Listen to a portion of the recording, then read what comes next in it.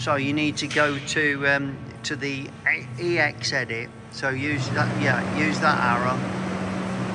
It's not moving. Yeah, do the left-hand arrow then.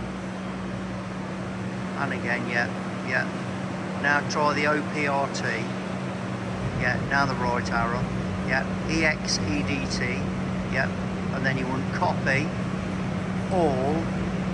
Yeah, and then you want to input your number. So if it's going to be 32, yeah, press input, and that's gone up where it says copy program. Yeah. And then when you press execute, it's gone there. So if you didn't put anything in there, it would just put it to the clipboard as program 0. Okay.